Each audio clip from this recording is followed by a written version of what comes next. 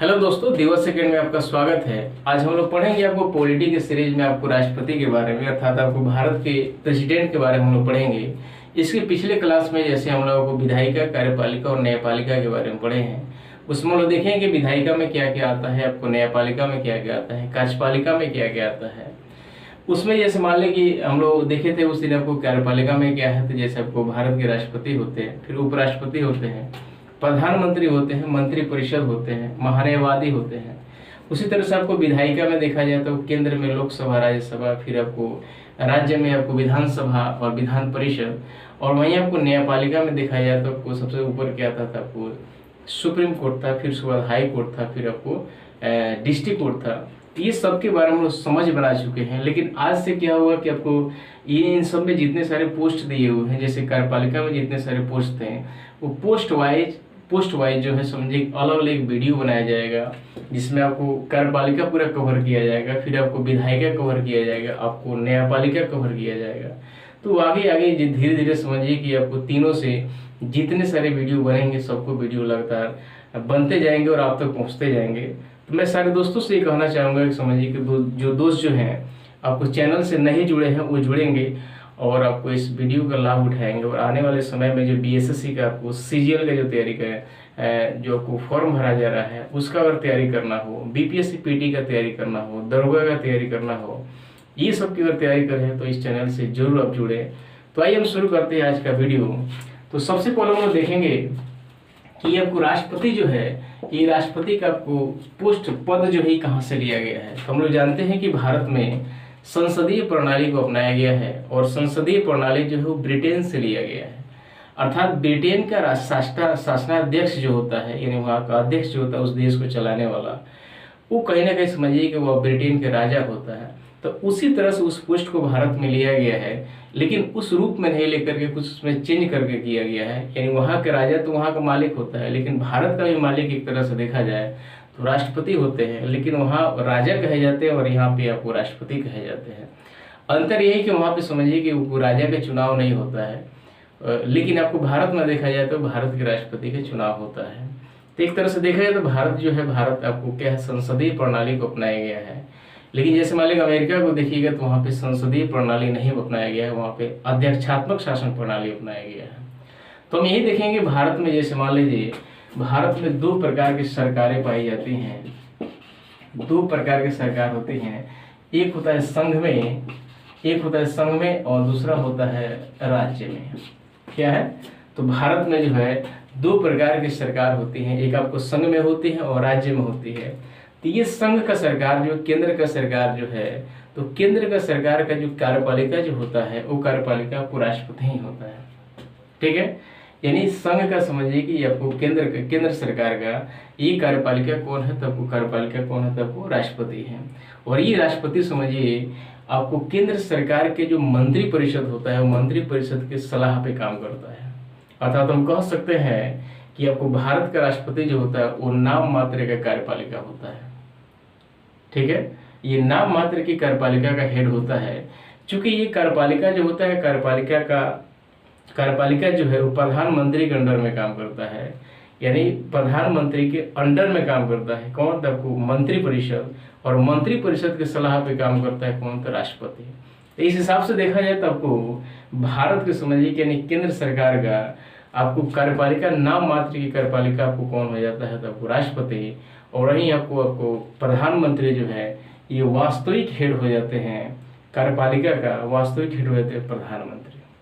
ठीक है, तो यहाँ दूसरा देखा जाए राज्य जो है, तो ये राज्य में है तो राज्य सरकार जो होती है इसका कार्यपालिका का जो हेड होता है वो आपको गवर्नर होता है, यानी राज्यपाल होता है। तो सबसे पहला क्या है ना, आपको केंद्र में आपको ये दो सरकार पाई जाती है आपको राज्य में, भारत में, जिस केंद्र में आपको संघ हो गया और आपको राज्य में ये राज्य सरकार हो गया किसी भी स्टेट के लिए। तो आइए सबसे पहले शुरू करते हैं, यानी भारत में जो पद लिया गया है राष्ट्रपति का, तो सबसे पहला पद है जैसे आर्टिकल आप लोग 52 में दिया गया है आपको कि भारत में एक राष्ट्रपति होगा। ये आर्टिकल से हम लोग शुरू करेंगे, यानी कि इस आर्टिकल में कौन कौन सा समझिए प्रावधान को लिया गया है, इस हिसाब से हम लोग पढ़ते जाएंगे तो थोड़ा सा आसानी पूर्वक इसको समझ सकते हैं हम लोग। तो सबसे पहला आपको आर्टिकल 52 है इस 52 में समझिए कि क्या होता है, राष्ट्रपति का एक पद होगा, इसका जिक्र किया गया है आर्टिकल आपको 52 में किया गया है। ठीक है, यानी भारत में एक राष्ट्रपति होगा। एग्जाम डायरेक्ट एग्जाम में पूछ देता है कि आपको भारत में जो कोई राष्ट्रपति का पद जो है किस आर्टिकल में दिया गया है, किस आर्टिकल में इसका प्रावधान किया गया है, तो ये 52 में किया गया है। ठीक है, और फिर उसके बाद आर्टिकल देखा जाए कि आर्टिकल 53 है, तो इस आर्टिकल 53 में जो है इनका कार्य और शक्ति के बारे में दिया गया है, कार्य एवं शक्ति का जिक्र किया गया है आर्टिकल 53 में। ये समझिए कि आपको राष्ट्रपति का जो आपको टॉपिक का जो वीडियो है ये 2 भागों में बन के तैयार होगा। आज हम लोग समझिए कि इसमें जैसे आपको राष्ट्रपति का पद हो गया, निर्वाचन हो गया, निर्वाचन की रीतियाँ हो गई, महाभियोग हो गया, आपको शपथ हो गया, निर्वाचन कैसे कैसे होगा, पदावधि जो है या महाभियोग जो है, ये सारे चीज़ के बारे में आज हम लोग जानने की कोशिश करेंगे। और फिर जो अगला वीडियो आएगा जो दूसरा, उसमें हम लोग जानेंगे कि आपको भारत के राष्ट्रपति की कार्य क्या है और उनकी शक्तियाँ क्या है, उसके बारे में हम लोग जानने की कोशिश करेंगे। तो आपको आर्टिकल 53 में जो है ये आपका क्या प्रावधान किया गया है, तो कार्य एवं शक्ति, यानी भारत के राष्ट्रपति की क्या कार्य एवं क्या शक्तियाँ हैं, इसका जिक्र यहाँ पे किया गया है। और इसके बारे में हम लोग अगली आपको वीडियो में विस्तृत रूप से हम लोग जानने की कोशिश करेंगे। आइए फिर आगे देखते हैं। जैसे आर्टिकल आपको 54 जो है, इसमें राष्ट्रपति के निर्वाचन के बारे में दिया गया है, राष्ट्रपति के निर्वाचन के बारे में दिया गया है कि राष्ट्रपति का निर्वाचन कैसे कैसे होता है। अब यहाँ हम लोग देखेंगे कि आपको भारत का जो राष्ट्रपति जो है उनका निर्वाचन जब होता है, जब चुनाव जो होता है, तो उस स्थिति में क्या है, तो कौन कौन उसको वोट देते हैं। तो आपको भारत के राष्ट्रपति का जब चुनाव होता है तो उसमें आपको जैसे लोकसभा हो गया, ये लोकसभा हो गया और राज्यसभा हो गया,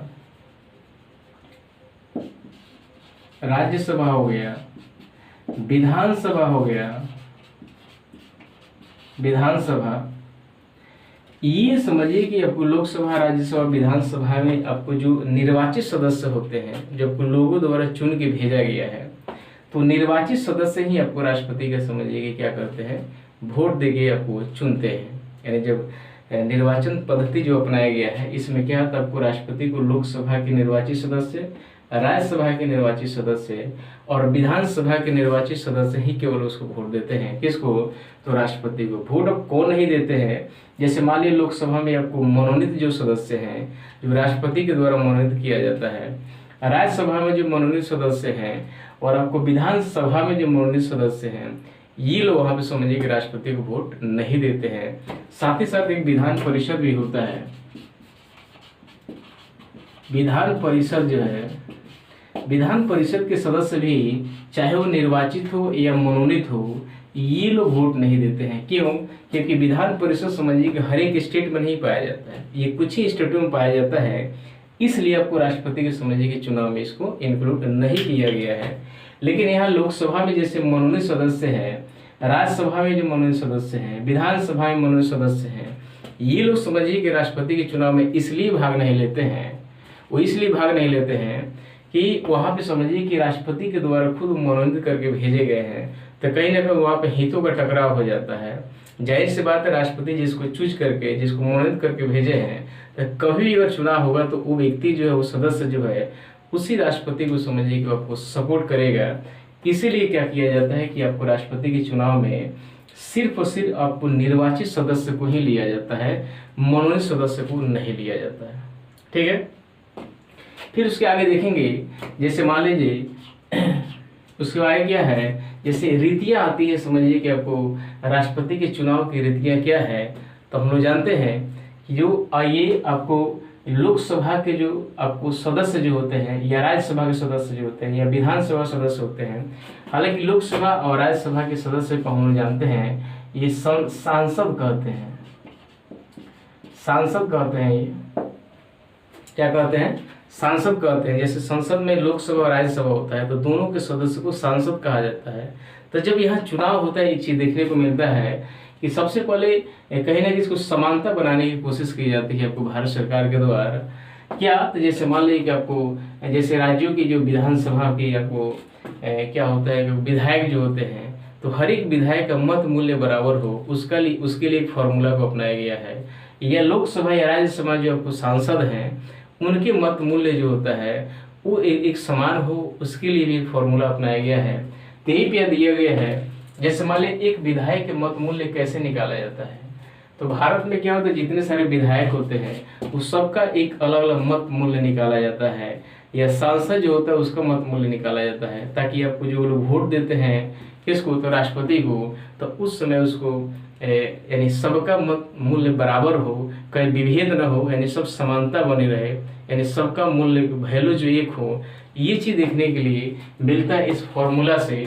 तो सबसे पहले आप देखेंगे एक विधायक का मत मूल्य कैसे निकाला जाता है। जैसे मान लीजिए कोई स्टेट है, उस स्टेट का जो विधायक जो वोट देने जाता है तो उसका मत मूल्य क्या होगा, ये कैसे निकाला जाएगा।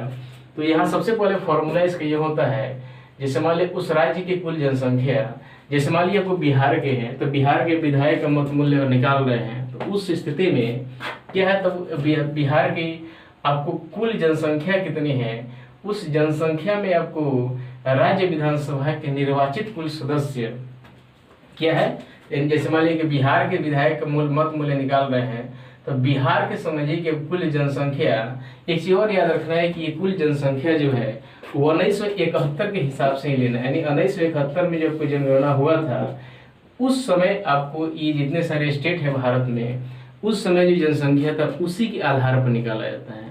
आगे चल के क्या किया गया है, तो आपको 84वां संविधान संशोधन 2001 में, कब, 84वां संविधान संशोधन 2001 में ये निर्णय लिया गया कि 2026 तक, कब, 2026 तक 1971 की जनगणना के आधार पर ही ये आपको मत मूल्य गणना की जाएगी और राष्ट्रपति के चुनाव कराया जाएगा। ये चीज जरूर याद रखिएगा कि जब आपको किसी विधायक का मत मूल्य निकाला जाता है तो उस स्टेट की कुल जनसंख्या जो माना जाता है, ये 2000 आज डेट में 11 जो अभी बीता हुआ है, जो नया 2022 में होने वाला है, जो 21 में ही होने वाला था, अभी नहीं हुआ है, तो ये नहीं लिया जाता है। आपको 1971 में जनगणना जो हुआ था उस जनगणना के हिसाब से मत मूल्य निकाला जाता है। तो अगर वहीं हम बिहार के निकालते हैं तो बिहार में समझिए कि उस समय 1971 के हिसाब से कुल जितना जनसंख्या था उसमें बिहार में जितने सारे विधानसभा के निर्वाचित सदस्य हैं उसमें 1000 से गुना करके जब इस कुल जनसंख्या में भाग देते हैं तो आपको टोटल आपको बिहार के एक विधायक का मत मूल्य प्राप्त हो जाता है। ठीक है, एक बार और समझिएगा, जैसे बिहार के एक विधायक का मत मूल्य निकाला है तो बिहार की कुल जनसंख्या बटा बिहार के विधानसभा के कुल निर्वाचित सदस्यों में 1000 से गुना करके जब भाग किया जाता है तो ये प्राप्त हो जाता है एक विधायक का मत मूल्य। और ये जनसंख्या जो है 1971 के बेस पे ही बनाया जाता है। ठीक है, उसी तरह से जब एक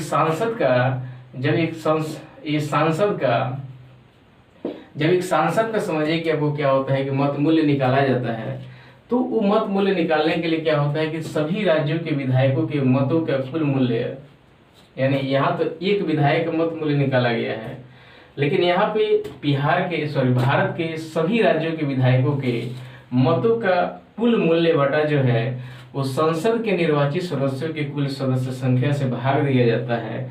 और जब वो आपको जब आंसर आता है कि आपको एक सांसद का क्या होता है, तो मत मूल्य होता है। और कोई भी जब सांसद वोट देने जाते हैं तो उसका मत मूल्य जो सेम यानी बराबर ही होता है। पर फॉर एग्जाम्पल में समझिए कि एक सांसद का अगर मत मूल्य 200 है, 200 मूल्य है, तो हर एक सांसद का मत मूल्य भी इतना ही होगा। ठीक है, यानी ये फॉर्मूला अपनाने के बाद एक सांसद का मत मूल्य अगर 200 आ रहा है तो ये भारत के जितने सारे यानी आपको संसद है, हम लोग जानते हैं कि संसद जो है, संसद में 3 भाग होते हैं, एक राष्ट्रपति, लोकसभा और राज्यसभा। तो ये वोट देने वाले होते हैं कौन, लोकसभा और राज्यसभा ही होते हैं। तो ये लोकसभा और राज्यसभा में आपको जो सदस्य जो होते हैं जिसको सांसद कहा जाता है, उस सारे सांसद का मत मूल्य बराबर होता है इस फॉर्मूला के हिसाब से। तो इस फॉर्मूला में क्या है, तो सभी राज्यों के विधायकों को मतों का कुल मूल्य बटा संसद के निर्वाचित सदस्यों की कुल सदस्य संख्या से जब भाग देते हैं तो आपको आंसर प्राप्त होता है क्या। जैसे जैसे मान लिया अब यहाँ पे जितना मूल्य आता है उसमें भाग देंगे तो पता चल जाएगा, लेकिन फॉर्मूला यही है। ठीक है, तो इस फॉर्मूला के हिसाब से समझिए आपको राष्ट्रपति को वोट किया जाता है और फिर वहाँ समझिए कि लास्ट में उसको काउंट करके देखा जाता है कि किसको कितना मिला है। क्योंकि हम लोग जानते हैं कि राष्ट्रपति के जब चुनाव होता है तो कई सारे उम्मीदवार वहाँ पे खड़े हो जाते हैं, तो उन लोगों के चुनाव के लिए एक पद्धति अपनाया गया है, एक अनुपातिक प्रतिनिधित्व पद्धति, जिसमें एकल संक्रमणीय मत प्रणाली के द्वारा ये चुनाव कराया जाता है राष्ट्रपति का। और हम लोग जानते हैं जब ये चुनाव होता है, यानी राष्ट्रपति का चुनाव का रीति जो होता है इसको कैसे होता है थोड़ा हम इसको देखते हैं।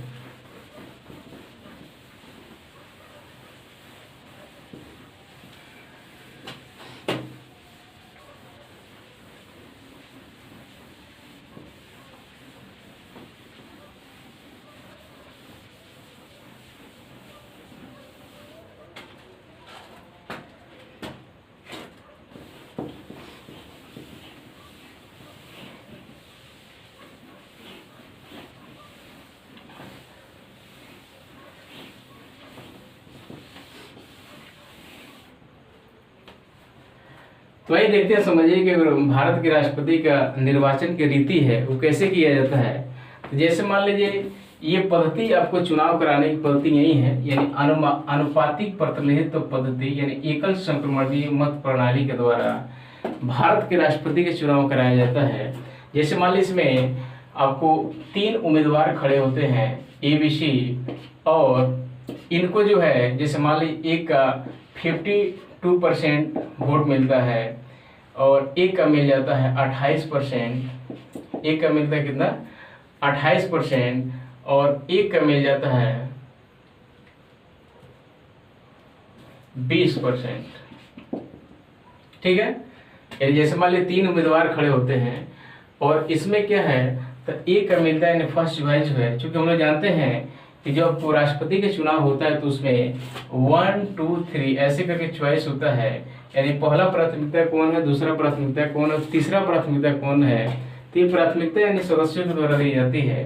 जैसे पहला प्राथमिकता में ही यानी ए उम्मीदवार को 52% वोट मिला है, बी को आपको 28% वोट मिला है, सी को 20% वोट मिला है। तो एक इसमें फॉर्मूला है कि जो कुल वैध मत जो मिला है वो कुल वैध मत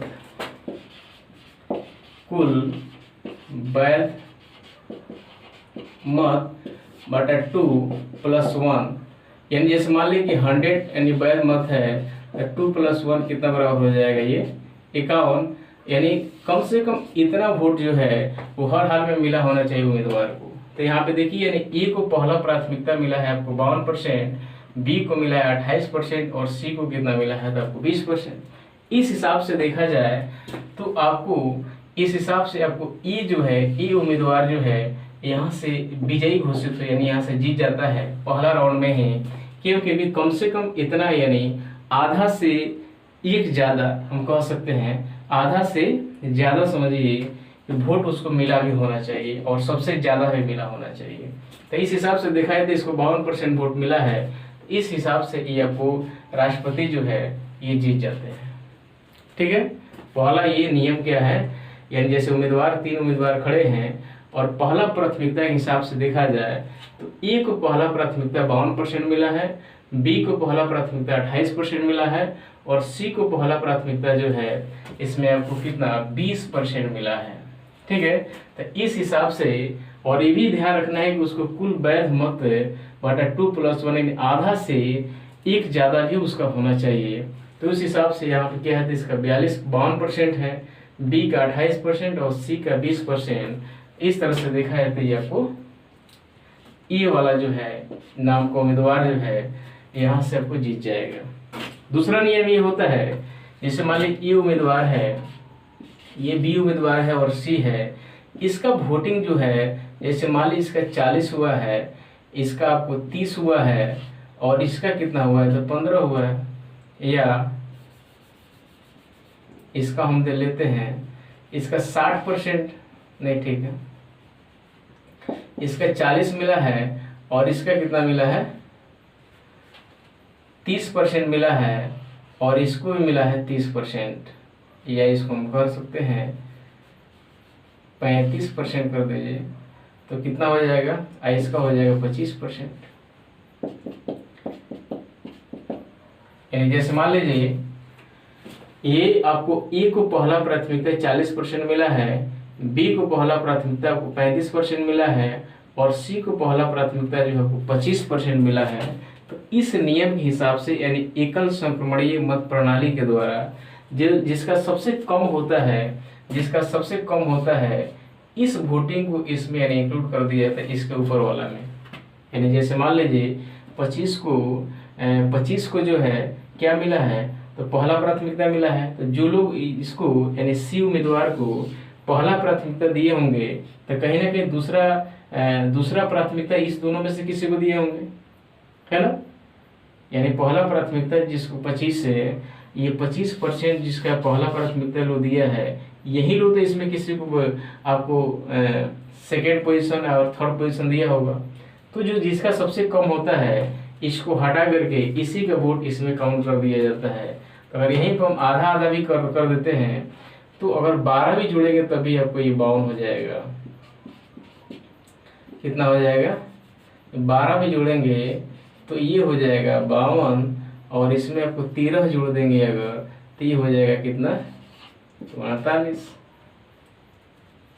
तो उस हिसाब से भी देखा जाए तो आपको क्या हो जाएगा, तो ये उम्मीदवार जो है यह जीत घोषित हो जाएगा सेकेंड राउंड में, क्योंकि फर्स्ट में तो ये नहीं हो रहा था, लेकिन जब ये आपको लोप करके इसको जब इसमें ये ऐड किया गया है तो फिर आपको पहला उम्मीदवार यहाँ से सेकेंड राउंड में जीत जाता है। अगर इसमें भी नहीं चूज होता है तो फिर उस सबसे कम जिसका होगा फिर उसको इंक्लूड करके उसी तरह से चक्र बना करके आपको आगे पूरा किया जाता है।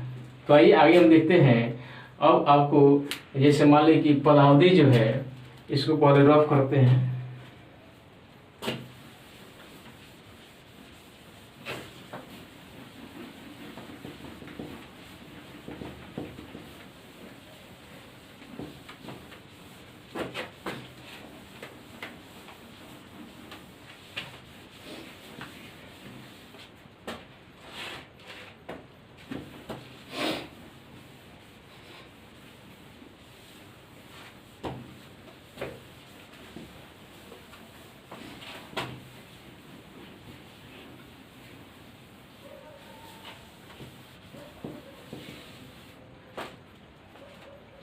अब आर्टिकल जो है, आर्टिकल ये 56 में देखेंगे, क्योंकि आर्टिकल 55 में क्या था, तो निर्वाचन की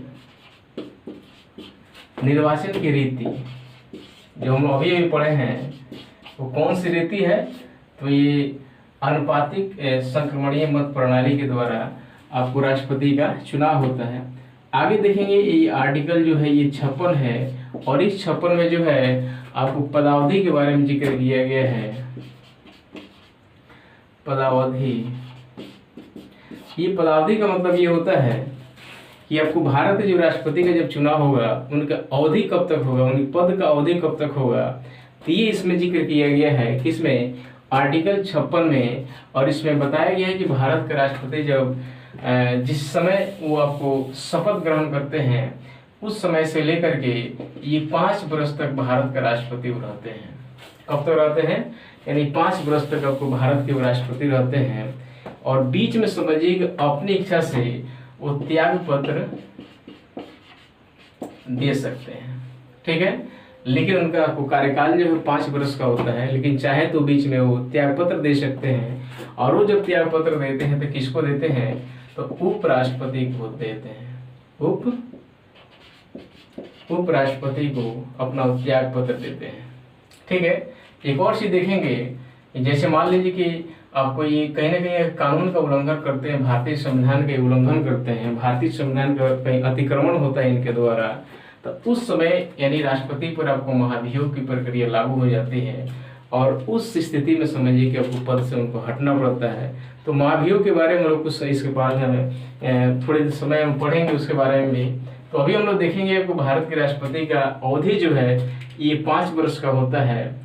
और 5 वर्ष के पहले वो खुद से त्याग पत्र दे सकते हैं, ठीक है। और नहीं तो 5 साल वो रह सकते हैं, खुद से त्याग पत्र दे सकते हैं, या किसी कारणवश अगर राष्ट्रपति की मृत्यु हो जाती है तो वो पद से वो ऐसे ही खाली हो जाएगा।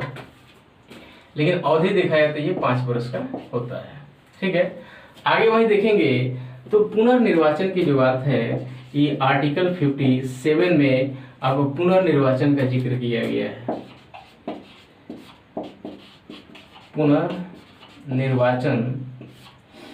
पुनर्निर्वाचन का जिक्र किया गया है। अब पुनर्निर्वाचन में क्या है, तो भारत के राष्ट्रपति अगर कोई बना है तो फिर से वो कई बार राष्ट्रपति बन सकता है। भारत में ये कोई बाउंडेशन नहीं है कि कोई व्यक्ति एक ही बार आपको राष्ट्रपति बनेगा, ऐसा कुछ नहीं है। वो भारत के राष्ट्रपति जो है वो जितना बार जीत के जाता है उतना बार राष्ट्रपति बन सकता है। जैसे अमेरिका में क्या है, तो अमेरिका में आपको कोई व्यक्ति जो है कम से कम और ज़्यादा से ज़्यादा, कम से कम तो एक भी बार, लेकिन ज़्यादा से ज़्यादा आपको 2 बार राष्ट्रपति वहाँ पे बन सकता है। कहाँ पे, तो अमेरिका में। लेकिन भारत में ऐसा कोई बाउंडेशन नहीं है। अगर कोई व्यक्ति जो है, कोई उम्मीदवार जो है वो जितना बार जीतता है उतना बार आपको राष्ट्रपति जो है, आपको प्रेसिडेंट जो है वो बन सकता है। किसका, तो इंडिया का, ठीक है। ये चीज देखना है पुनर्निर्वाचन में, यानी इसका कोई बाउंड नहीं है कि आपको इतना ही बार आपको राष्ट्रपति बन सकते हैं आप।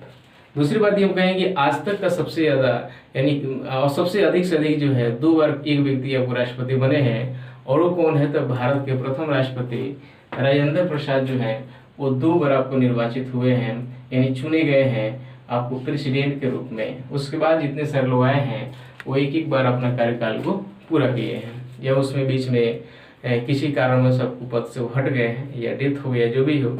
लेकिन सबसे ज्यादा अवधि तक आपको राष्ट्रपति कोई रहे हैं तो डॉक्टर राजेंद्र प्रसाद रहे हैं। आगे है आप देखेंगे जैसे योग्यता के बारे में, वो आर्टिकल आपको 58 में दिया गया है। क्या, योग्यता। अब योग्यता में क्या पढ़ेंगे, यानी कौन इस योग्यता होनी चाहिए कि कोई व्यक्ति जो है भारत का राष्ट्रपति बन जाए, तो सबसे पहले क्या है कि भारत का नागरिक होना चाहिए। क्या है, आपको सुन के जरूर आप लोग लिखने की कोशिश कीजिएगा कि यानी योग्यता क्या होनी चाहिए भारत के प्रेसिडेंट का, यानी एक कोई व्यक्ति जो है वो कब आपको भारत के राष्ट्रपति का उम्मीदवार बन सकता है। तो सबसे पहला भारत का नागरिक होनी चाहिए, 35 वर्ष की आयु पूरी कर चुका हो। क्या है, 35 वर्ष की आयु पूरी कर चुका हो। दूसरी बात ये है कि लोकसभा के सदस्य चुने जाने की योग्यता उसके पास होनी चाहिए, ठीक है। लोकसभा के चुनाव जो लड़ने की योग्यता उसके पास होनी चाहिए। तीसरा ये है कि समझिए, चौथा जो ये है कि आपको दिवालियापन नहीं होना चाहिए, ठीक है। आगे उसी तरह से हम देखेंगे तो आपको क्या है, तो उसके साथ जो है 50 अनुमोदक और 50 प्रस्तावक भी होने चाहिए। क्या है, आपको जो राष्ट्रपति का उम्मीदवार जो बनना चाहता है उसके पास समझिए कि 50 आपको अनुमोदक और 50 प्रस्तावक भी उसके साथ में होने चाहिए, यानी उसके सपोर्ट में होने चाहिए, तो एक भारत के राष्ट्रपति का उम्मीदवार बन सकता है। इसके पहले अगर देखा जाए, इसके पहले आपको ये प्रक्रिया जो है, जैसे मान लीजिए 1997 के पहले जो है ये मात्र क्राइटेरिया 10-10 का ही था, यानी 10 अनुमोदक और 10 प्रस्तावक रहेगा तो भारत के राष्ट्रपति के लिए आपको क्या होगा, तो आपको उम्मीदवार बन सकता है। लेकिन ये बाद में 97 के बाद क्या हो गया, ये 50 अनुमोदक और 50 प्रस्तावक होना जरूरी हो गया, यानी भारत के राष्ट्रपति की योग्यता में एक बहुत बड़ी भूमिका निभाता है। इससे भी जाहिर होता है, जैसे कम हो जाने से कारण क्या था, बहुत ज्यादा लोग राष्ट्रपति के उम्मीदवार खड़े हो जाते थे, यानी जिसको कभी नहीं भी लड़ना हो तो किसी तरह से 10 को व्यवस्था करके आपको उम्मीदवार बन जाता था, तो फिर चुनाव कराने में प्रॉब्लम आ रही थी। इसी तरह से कहीं ना कहीं उसको थोड़ा सा चेंज किया गया और इसमें अनुमोदक और प्रस्तावों की संख्या जो 10 से बढ़ा करके आपको 15 कर दिया गया, ठीक है। तो पहला क्या था योग्यता में, वो भारत का नागरिक होना चाहिए। दूसरा क्या है, तो आपको उसकी आयु जो है 35 वर्ष पूरी कर चुका हो। तीसरा है कि लोकसभा सदस्य चुने जाने की योग्यता उसके पास हो, वो दिवालियापन न हो। फिर साथ ही साथ समझिए उसके पास जो है 50 अनुमोदक और 50 प्रस्तावक होनी चाहिए, ठीक है। फिर उसको क्या है, तो आपको सिक्योरिटी मनी के रूप में 15,000 रुपया जमा भी करना पड़ता है। कितना, 15,000 रुपया जो है सिक्योरिटी मनी के रूप में जमा पड़ना पड़ता है। इसके पहले अगर यही देखा जाए तो आपको ये मात्र जो है 2500 रुपया पहले सिक्योरिटी मनी के रूप में जमा किया जाता था। क्या है, यानी जो आज के डेट में प्रेसिडेंट का जो चुनाव होता है तो सिक्योरिटी मनी के रूप में 15,000 रुपया आपको उम्मीदवार से जमा कराया जाता है। तो ये चीज़ पहले 15,000 ना होकर के आपको 2500 ही हुआ करता था। कब? जब ये आपको अनुमोदक 10 और प्रस्तावक 10 होते थे तब। लेकिन नियम में चेंजिंग किया गया और इसमें आपको अनुमोदक 50 और प्रस्तावक 50 कर दिया गया, सिक्योरिटी मनी 15,000 कर दिया गया। अब इसमें एक बात आता है, कोई उम्मीदवार जो है जब वोट पड़ जाए तो कुल वैध मत जो है अगर उसका 1/6% जो वोट से और कम उसको आता है तो उसका समझिए कि आपको 15,000 रुपया वो क्या हो जाता है, कहा जाता है कि जमानत जब्त हो जाता है, उसका सिक्योरिटी मनी अब ब्लॉक कर दिया जाता है, फिर वापस नहीं मिलता है। कब? यानी 1/6% से कम उसको अगर वोट मिलता है तो। ठीक है, तो क्या क्या याद रखेंगे, यानी पुनर्निर्वाचन में क्या है, तो आपको ये कई बार कोई व्यक्ति आपको निर्वाचित हो सकता है। योग्यता में देखा जाए तब क्या, तो भारत का नागरिक होना चाहिए, 35 वर्ष की आयु पूरी कर चुका हो, साथ ही साथ है वो आपको लोकसभा के सदस्य बनने की योग्यता उसके पास होनी चाहिए, दिवालियापन नहीं होनी चाहिए, साथ ही साथ उसके पास आपको 50 अनुमोदक और 50 प्रस्तावक होनी चाहिए, और सिक्योरिटी मनी के रूप में आपको 15,000 रुपये उसको जमा कराया जाता है उससे, और जब वो जीत जाता है या 1/6% जो है ये वैध मतों से वैध जो मत जो होता है उसका 1/6% अगर वोट उसको मिला है, चाहे हार भी गया हो तो क्यों नहीं, और इतना उसको मिला है तो फिर आपको इसका सिक्योरिटी मनी वापस हो जाता है। लेकिन इससे कम जो कोई व्यक्ति चला जाता है तो उसका सिक्योरिटी मनी वापस नहीं होता है, उसका कहा जाता है कि जमानत को जब्त हो जाता है। और एक चीज और याद रखेंगे, 15,000 के पहले ये सिक्योरिटी मनी जो है कितना था, 2500 था, यानी 2500 था ये। और ये चीज जरूर याद रखेंगे कि 1997 के पहले अनुमोदक और प्रस्तावक की संख्या जो है 10-10 की संख्या में हुआ करता था। आगे देखिए, आगे क्या आर्टिकल जो है 60 में देखा जाए, आर्टिकल 60 में देखा जाए 60 में दिया जाए तो ये शपथ ग्रहण का शपथ के बारे में दिया गया है, यानी भारत का राष्ट्रपति का शपथ कौन कराएगा।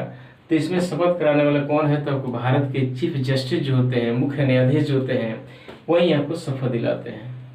ठीक है, कौन दिलाते हैं, तो भारत के मुख्य न्यायाधीश जो है भारत के राष्ट्रपति का शपथ दिलाते हैं। अगर वो नहीं है तो उनके पीछे जो समझिए कि वरिष्ठ समझिए कि जो आपको न्यायाधीश होते हैं वो आपको शपथ दिलाते हैं। एक चीज मैं और बता दूं कि भारत के राष्ट्रपति का पद जो कभी खाली नहीं होता है।